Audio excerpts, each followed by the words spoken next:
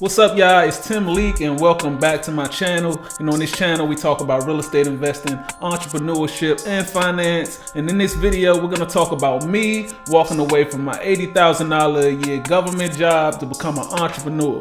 And I'm going to talk about what you need to do so you can make that happen too. Alright, let's get to it.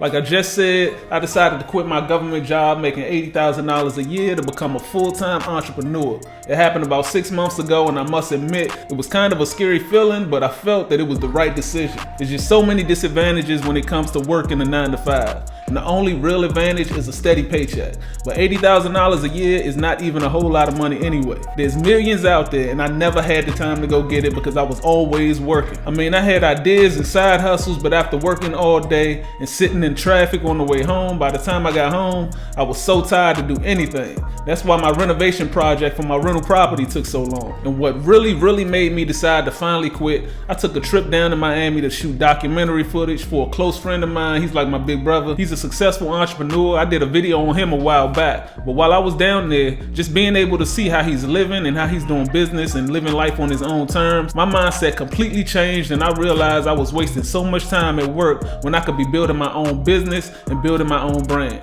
And once I flew back home, that same day I decided that I was not going to be working a 9 to 5 for too much longer. It's just too hard to make anything happen because your time is so limited.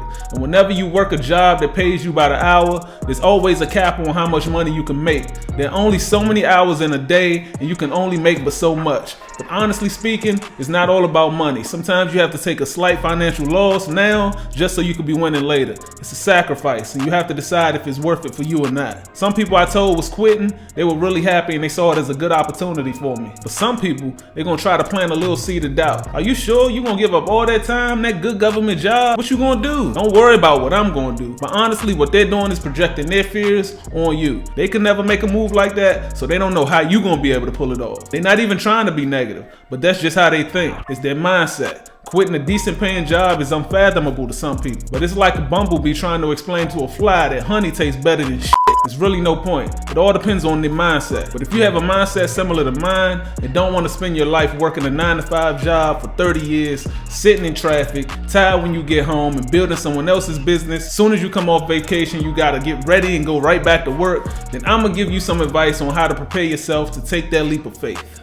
So, if you are thinking about or planning on quitting your 9 to 5 job, before you quit, you have to have a plan. And honestly, that's the very first thing that you need. A plan is so crucial to your future success. You can't just quit and then just try to wing it. Have a realistic and doable plan, and you will set yourself up for success. All you have to do is execute that plan.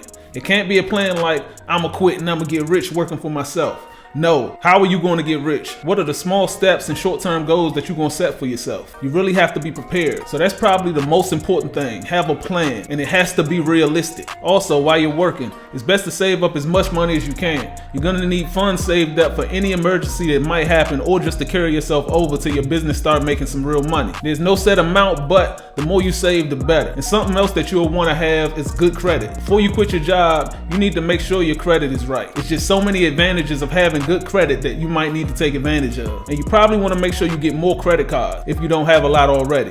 When I quit, I had about $100,000 worth of available credit. That credit can act as an emergency fund as well. And having that plus some cash saved up, that gives you some breathing room and makes you feel a lot more comfortable. Something else that's good to have is some support from somebody else. Luckily for me, I have my wife, and at the time being, she still had a job and was in full support of me leaving to set up our future. So she was still bringing home a paycheck. And if you are married, I can't express how important it is for y'all to be on the exact same page. That make things a whole lot easier. But even if you aren't married, if you have a relative or parent that you can stay with for the time being, do it. Someone who understands what you're trying to do and also believes in you. It just makes your journey a lot easier. And you probably also need a side hustle.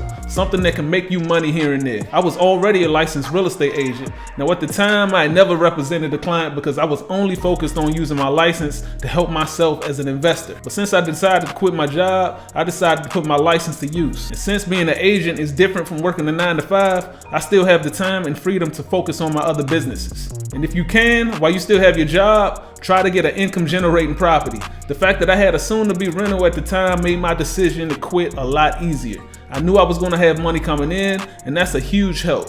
So these are just a lot of different things to consider if you are considering quitting your job, because you want to put yourself in the best situation possible. Now, after you quit your job, there's some things that's very important for you to know as well. And probably the most important, budget your money. You no longer are getting paid every week or every 2 weeks. For you, whether you're selling a product or providing a service, every day is a potential payday. You just don't know which days you will get paid. So you always have to be in work mode. And if you don't work, you don't get paid. That's what it's like being an entrepreneur, especially just starting out. And since you're still in the beginning stages of building your business, you more than likely won't have the clientele or make the amount of money where you can afford to waste some of it. Budgeting is extremely important. Anything you don't need, don't buy it. Simple as that. It takes a lot of discipline. But if your business and the thought of how this business can grow is that important to you, you'll make the sacrifice. Something else that's very important, you have to get in the routine. Make a schedule and try your best to stick to it. The truth of the matter is, it's a lot harder to stick to a schedule when you work for yourself than it is if you work a 9 to 5. You may feel like you have a lot of time and end up wasting so much of it. Before you know it,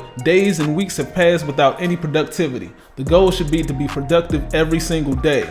Try to get into a routine and stick with it. Have a schedule from the time you wake up to the time you go to sleep. And something else that's very important for you to do, you have to market yourself. You must tell everyone what you're doing and what you're trying to do.